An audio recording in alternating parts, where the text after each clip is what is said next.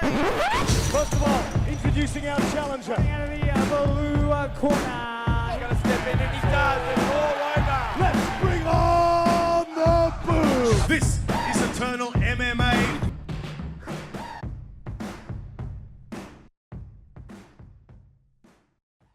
All right, everybody, welcome back to another edition of Eternal Insiders. My name is Luke, and as always, I'm your host, and I'm being joined today by the former welterweight champion set to try to regain his title when he faces off against Aldin Bates on February 10th for Eternal 82. I'm talking, of course, about Kaleb Crazy Horse Rideout, kind enough to share some of his time with us today. Kaleb, it's been an absolute minute, brother. How is everything with you? Yeah, unreal, mate. What about yourself? Everything is very good with me, man, because we've pressed record on the record function here today, so we're not going to have any slip-ups like we might have done last time. We're in effect, we're rolling good. That's good. That's what we want. That's what we want, brother. So we'll get cooking. I mean, how has things been with you, man? Obviously, we've had a bit of an injury layoff and everything. We've got a title fight coming up, which we'll get into in due time. But what's the last 12 months been like for you, brother? I think last time we talked ahead of the fight against Luciano, you were just celebrating the birthday baby girl, and she's just celebrated her first birthday. So time flies, man. It's a crazy world. Yeah, it's crazy how to think like 12 months has already flown by. Like it's like she's crawling around, she's talking a bit. It's incredible. I can't believe it. No doubt about it, brother. I think last time we talked, you said you were getting her in on the mats at Triple X Fight Academy. She's still joining you out there, getting the rolls in, learning the crazy horse way. Mate, always. Ever since she was 3 days old, I'd bring her down there and she's rolling around on the mats and she loves it. She loves coming down and, she's a bit of a morale boost for all the boys down there. I have no doubt she is, man. It's a fantastic thing for you and your family. I think I saw the post on Instagram. I was like, holy shit, the time has absolutely flown by. So big things for you inside and outside the cage, brother. Speaking of inside the cage, we got ourselves a fight booked against Aldin Bates. I think you spoke a little bit on Instagram recently once you'd sort of healed up. You'll take all comers. You called out a couple of people. We got the fight with Aldin Bates for that vacant title to get that strap back around your waist. Was this something that you had in mind in terms of a fight? How did this come about? How did it get presented to you? Give us a scoop on this fight being put together. Well, man, it all goes back to everything that went down with Luciano, and everything was brought, like the Eternal title was stripped from him, and all of a sudden he's fighting for the Hex title, and everyone was throwing out all these names like Matt Vale and Luciano and Kid Campbell. And I'm sitting there on the sidelines thinking, is anyone gonna, say my name? So I sort of put up a post, just saying like, and tagged them all, Matt Vale, Luciano, Kit Campbell. I tagged them all in and said, hey, I snapped my ankle, and you all forget about me and forget what I can do. I'm here. I'll be back 2024, and I'll take all three of yous on. You were still here. Do you think that was maybe a case of just sort of out of sight, out of mind? Because, prior to that injury, you were very much in the mix. Of course, you were the champion, but, prior to that, let's not forget, you're on a winning streak. You're taking out guys like Ben Johnson, Kevin Jusay now in the UFC. You're one of the hottest commodities as far as welterweights go here in the division. Do you think it was maybe just a case of you must have forgot, it's time to remind you that the King's back? Yeah, pretty much, 100%. And that's why I put it up there. And then, I put it up, and then my management hit me with the offer from Eternal that they wanted for me to fight for the strap, and I didn't know who it was with. I thought it would be against Matt Vale because, he was going to fight Luciano, and then they threw Aldin Bates in the mix, and I was like, oh, this is going to be a good one. Absolutely no doubt about that, man. I want to talk about that fight so much towards the end of the conversation. I've got so many questions because, man, what a stylistic matchup this is going to be. At least on paper, it could be a car crash. You'll have your own thoughts on sort of the fight and everything too, but just want to cast back a little bit in terms of the lead up to this. Of course, we just touched on the fact that you had the injury that you had to deal with after the Luciano fight. Unfortunately, that fight didn't go your way, subsequently losing the title in the process. But you injured your syndesmosis, I believe is what it was, which was the ligaments that connect the fibula and the tibia or something like that around sort of the ankle joint. How severe was that injury? You had that little bit of a layoff. What were you dealing with there? I clean snapped it. So I normally people tear it or stretch it. I clean snapped it. So it was funny because after the Luciano fight, I jumped straight into I went from the cage to the Gold Coast emergency, and they're like, you got no breaks. We'll put you in a boot, go back to New South Wales and go get some scans. Anyway, so I was in a boot for about a week or two before I went and got I got all my scans done. Went and got the ultrasound. They've gone, it's pretty bad. You need an MRI. And I went and got an MRI. They're like, it's pretty bad. And then by the time I seen the specialist, I was walking around on it for about a week and a half, 2 weeks. And he goes to me, "Are you in pain?" And I'm like, "Oh, a little bit." And he's like, "Well, you need to go down to emergency right now, and we need to perform emergency surgery on you because you've clean snapped your syndesmosis, and you should be screaming right now." So yeah. Did you have any idea at that time like what syndesmosis was? Because I mean, this is the first time I'm ever hearing about this as a ligament. I mean, I'm certainly not a medical specialist or anything like that, but I mean, you obviously identify what the pain was. Like, were you familiar with what that was? Yeah. Well, I thought when it originally happened, I thought I tore my Achilles. Like, it felt like all the pain was in my Achilles, and I'm like I was in trouble. Like, you can see in the fight how different my body language and everything changed, because my ankle was just like, all right, it's just hanging off my foot. But yeah, like the pain was incredible, absolutely incredible. Was this sort of like I guess we call it like a freak accident? I mean, you got tossed by Joey and that sort of led to it. But I mean, was there any indication that there was anything potentially bothering you in the lead up in terms of the foot? Was this completely unrelated? I mean, you look at, an example, say with a Conor McGregor that had issues, with his foot that he believes potentially led to that. Was there anything coming into the fight that led you to believe that there could be something wrong? Obviously not foreshadowing something like this happening, or was this just something that was completely unrelated to anything you had coming into the fight? Mate, it was a freak accident. I was going in that fight, I was feeling 100%. I had no niggling injuries. Like, I normally going into fights, you have those niggling injuries, but my ankles were fine. It's just how I got taken down and how my foot twisted around, and it was just done for there. And when you're in that mindset that you're done when your ankle's like that, it's hard to come out of. And yeah, I made Luciano fight for those 2 extra rounds before I gave him that belt. You certainly did, man. I mean, you talk about from a pain perspective. I mean, were you talking about the pain and how much you're feeling that as far as after the fight goes? Because I mean, you hear a lot of fighters about when they have injuries inside the cage that you tend to obviously feel it a lot more when the adrenaline wears off. What was sort of the pain level at the time, sort of when that injury had happened, because you crossed over between rounds 2 to fighting to 3, like how cognizant were you that something was dramatically wrong in that moment before you started round 3? Oh, definitely. By the end of round 2, my ankle was throbbing. I couldn't put any pressure on it. All I could just do was just grind it out. Just grind it out. I even went back into my corner and I said to my corner, "Look, I'm done. My ankle's gone." And that's when my corner said, "We'll throw in the towel."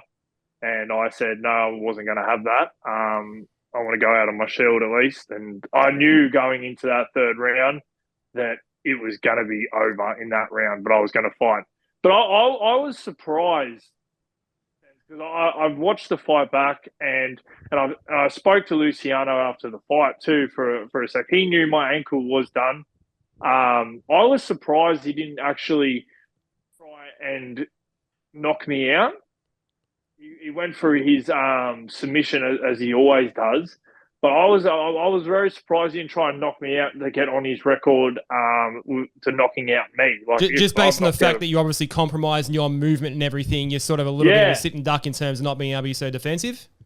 Yeah, 100%. I thought he would come out and try and swing for the fences and try and catch me or try and get like a ground and pound finish. But I was very surprised when he continued to wrestle. So, that's how that went down. I mean, maybe that's sort of like a bit of a nod to you, man. I mean, because, coming into that fight, I mean, we've seen what you've done as far as like your crazy striking and everything goes. I mean, you took out a guy like Ben Johnson. I mean, he's sort of one of the talks of the town as far as his stature in the, I guess, the middleweight division goes now. So, I mean, you're a dangerous prospect, whether you're sort of injured or not. I mean, you had that look in your eye too, man, when you were coming in. You said just before that you thought the fight was going to be over in the 3rd round. But, I mean, was there a part of you thinking like, man, like if I can just go out there and try and land something, like we could get the job done? Obviously, you didn't get the job done, but, I mean, you came out there and you thought, let's just see what the fuck happens here. Yeah, obviously, man. I come out. I didn't give up. I come out and I was ready to go. Like, I was still looking for that opportunity, but it's very hard to get out of the when you like can't put any pressure on your ankle. Then that's what pretty much happened. No, I mean, fair play to you, man. I mean, very gracious in defeat. I mean, you did say to Joey after the fight that, hey, I'll go and get the steel rod in my leg. I'm coming back. You know, whether we get this fight happening again, I mean, you come back and here you are and we got another fight. It's not Joey, but we're coming against Aldin Bates. So very happy to have you back, brother. I mean, just the last thing on the injury, was there any sort of silver linings to that? I mean, we just talked about, you know, you got your little girl and your nice little family and everything at home. Did that sort of in a way, you know, give you a chance to kind of just, you know, be at home? I'm guessing you're not working, you're not training in that time. Like, was there good things that you were able to sort of take out of that in that frustrating time period for you when you couldn't get in the cage and you couldn't train? Oh yeah, well, like as soon as it happened, I was on the flight home, telling myself the story of the Chinese bum. I like you know, it's bad now, but a lot of good will come out of it, and a lot of good did come out of it. I ended up taking a bit of a career change, and I getting a bit of money for me and my family, and I got to spend 4 months at home with my daughter, like watching her grow up, which was unreal. Like it was unreal to see. Like most fathers don't even get that chance. They're lucky to get 2 weeks, you know, after that. But I got a whole 4 months. So, you know, there was a bit of a silver lining there. That's great to hear, man. I mean, you know, just great little family. I mean, I know your story and everything that you guys went through, you know, coming into this point. So I couldn't be happier for you from that perspective, you know, as well as everything that you're doing inside the cage, coming back now to try and get your belt back and, you know, get back on top of the welterweight mountain. We got that fight against Aldin Bates at Eternal 82. What sort of excites you about this one, man? This is your first time in Perth, I think. I mean, you've been fighting mostly on the East Coast. This is your first time over in Perth. Yep, correct.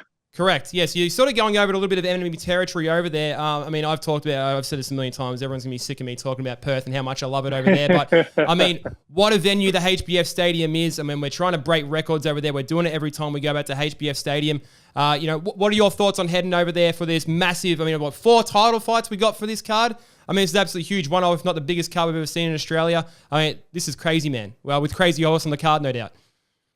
Mate, I am so excited. I love stepping foot into enemy territory. I loved it when I went to Melbourne, especially when I was up in Queensland against that Ben Johnson fight. There's nothing more in this world that I love than hearing the person I'm fighting getting cheered and absolutely loved, and then I walked out and it just getting booed. I love it, and it's even sweeter when I get the knockout. I mean, as long as we're getting a reaction either way, right? I mean, you want to be loved, you want to be hated, you don't want to be anything in between. So you're happy to be hated, you're happy to play the villain going over into Perth. 100%. I'll play the hero, I'll play the villain, I'll play whatever I need to play. As long as everyone's having a good time, mate, I'm there. I mean, I think you're universally loved around the country anyway, man. I mean, we know what, in terms of what you were sort of setting yourself up for, obviously, you know, prior to the injury, you know, you were sort of on that cusp of like, you know, looking to go to things, you know, internationally, looking at the UFC and that sort of thing. I mean, that was sort of well publicized. I just want to ask a quick question just on that. I mean, you've beaten guys like Kevin Jusay pretty handily. I mean, what was a split decision win, which was absolute bullshit. I mean, you won that fight quite clearly. How do you sort of look at a situation like that? We see Kevin's in the UFC now. You know, we see he gets his first win, you know, his debut win, which he does quite handily in the first round. Where does your mind go looking at something like that? Do you see that as like, man, like that could or should be me? Or do you look at that and think, hey, I handily beat this guy who's a middleweight and I'm a welterweight. That's going to be me someday, no doubt. Like I can beat these guys that are doing handle in the UFC. That's my trajectory and I'm sticking to it. Yeah, man. Look, straight up, congratulations to Kevin Jusay. Like straight up, humble like that. Like good on him. You know, he plays his cards right. He's done well, straight up. But on my perspective of things, like I'm sitting on the lounge, you know, with my ankle all busted up as it is, watching Kevin Jusay in the UFC there. Like that's my dream. Like I beat him. I beat him fair and square. I don't know whether the split decision. He went on for ages. I just let it rest about how he should have won and all that. But mate, everyone knows that I touched you up, bro. Like you come from one of the best striking gyms in the world, and you let a boy from Narellan touch you up. Like so. But yeah, look, man. And then I watched it. I watched the win, and I just remember just sitting there, and I'm just trying to swallow this pill. Like my ankle's busted. I've already lost my title. Everyone's forgotten about me in a sense, and I'm just like sort of lit a new fire inside of me that, you know, I didn't think I existed. And mate, I look at my phone. I've got messages from my coach. I got messages from my mates. I got messages from my managers going, "You beat this guy. Like, this is how good you are. You beat this guy. You know, get there, get to the gym, show them what you're made of." And, mate, I can't wait to show you what I'm made of in Eternal. Can't wait to see this new fire that I got in my stomach. Man, I mean, if it's anything like what we've previously seen for you, man, from you, I mean, we're in for a hell of a show, no doubt about that. I mean, like you said, you know, credit to Kevin Ducey, certainly no bias on my part, but I mean, you won that fight. The fact it was a split decision was absolute nonsense, you know, for what you sort of did in terms of being able to touch him up inside the cage, as you said. I mean, you put in an absolute clinic, man, with all the crazy strikes that you throw, hammer fists and everything that you're throwing out there. I mean, you know, for a guy that's supposed to be bigger and a bigger, you know, middleweight, imposing his strength on you, you know, trying to sort of take you down through the fight and wasn't sort of able to do that as successfully. I mean, that's just got to give you such confidence in, I mean, A, you're a guy that doesn't like to cut weight. You're a natural sort of welterweight. So it's got to give you such good confidence for what you want to do for the rest of your career. But, you know, before we get ahead of ourselves, obviously we've got this fight against Aldin Bates. How does this sort of excite you in terms of comparing against a fight like a Joey Luciano? We all know the way Joey likes to fight. We knew he was going to come in and grapple. As we said at the top of the conversation, I mean, this could be an absolute car crash. We know the way Aldin likes to fight. We know he likes to come in and brawl. We know he likes to throw hell for leather. We know who you are as a fighter. What are you predicting from this fight? What do you think we're in for when we hit Eternal 82 in Perth, Western Australia, brother? Well, I think because he's on his home ground, you'll feel pumped up from the crowd. I reckon he'll come in, you know, and he will want to try and finish this fight early because he's a brawler, like you said. He comes in, he swings hard, and he's always ready to go. And I hope he does because I am ready to go too. Like, he has no idea what he's coming up against. Like, I'm just a skinny little white boy with a big little skip in my step, ready to go. So, man, look, if he comes at me striking, like, that's what everyone wants to see. If he wants to come at me and wrestle and do what he wants to do, good. I want him to. I can't wait for it. So whatever happens, I'm keen for however it goes. So just on that, I was curious to know, like, is there any sort of thought in your mind, knowing the fighter that you are, and I've never seen you fight any other way but the Crazy Horse way, is there any sort of, you know, thought in your mind that maybe you need to approach this in any kind of different way? You know, given that, you know, your last performance was, you know, losing the welterweight title, you know, coming into a very different fight, is there anything in your head that says, look, we just need to get one back, we need to sort of steady the ship, or do we just go in there and we do the Crazy Horse thing, we're going to get that win anyway? Mate, all or nothing, mate. I'm going in, as I always do in every single fight. I go in there, I have fun, and I do what I do best. I get in there, throw these strikes, you know, however the fight goes. Like, everyone keeps forgetting how long I've been in this game for. Like, I've been in this game for now like 10 years. And my fight IQ, however the fight goes, I'm ready. Love it, man. We're all ready for it. I mean, this is just an absolute monumental card. I mean, to have you guys, like, I don't know what else they're doing on the main card, but I mean, the fact that it looks like you're opening up a set of title fights, I mean, what a way to absolutely kick things off for February, man.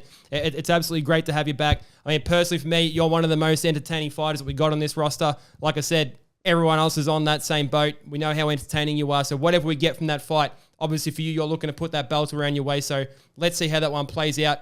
And just on that, man, obviously the goal is we get that belt around our waist. Do you have any sort of short-term goals? I mean, we're starting off 2024, getting ourselves back in the cage, looking to put that belt back around our waist.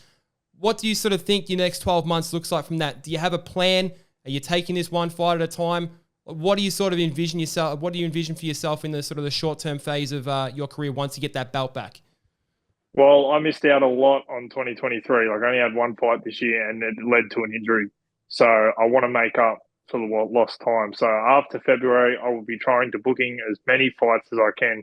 March, April, as many as I can get in 2024. I'm going to go for another 3 or 4 back to back to back. So as I said, I missed a lot of time in 2023. I've got to get my name back out there. You know, I'm still chasing that UFC dream, you know, so whatever comes, as many as I can get. Let's kick it off for 2024, brother. Before I let you go, I know we've talked about how we think the fight could potentially play out against a guy like you and Aldin Bates, but do you have an idea in mind about how you'd like to get the fight finished? Not necessarily making a prediction, but, you know, if there is a prediction, I'm sure, please give it to me, but a particular way you'd like to see yourself get this fight done. How do you want to get your hand raised? How do you want to put that belt back around your waist, man? Man, I'm coming out with a flying knee with a fucking 360 back kick. I love it, man. I thought I was going to get an answer like that. I mean, if you don't live up to, I'm waiting to see that happen, man. So please, don't disappoint me now. We want to see that happen. I mean, I'm sure for You yourself, honestly- man, any way you can get that title around your waist, I mean, that's got to be goal number one. A Mortal Kombat finish. A Mortal Kombat finish. I'm a big Mortal Kombat fan, man. So let's see how it plays out. It all goes down February 10th at the HBF Stadium in Perth, Western Australia for Eternal 82. An absolutely stacked, monumental card, 4 title fights. You know where to check it out live on UFC Fight Pass and get your tickets at eternalmma.com. Kaleb the Crazy Horse Rideout making his return from injury, looking to get that welterweight title back around his waist. I absolutely can't wait for it. I know everyone else is very much looking forward to it. Man, whether you're in enemy territory, whether you're on this side of the country, wherever, everyone's very much looking forward to seeing you back in the cage. So, man, thank you for joining me on the show once again. It has been a while. Let's do it again after the fight, man, when you get that title back. No pleasure. Can't wait.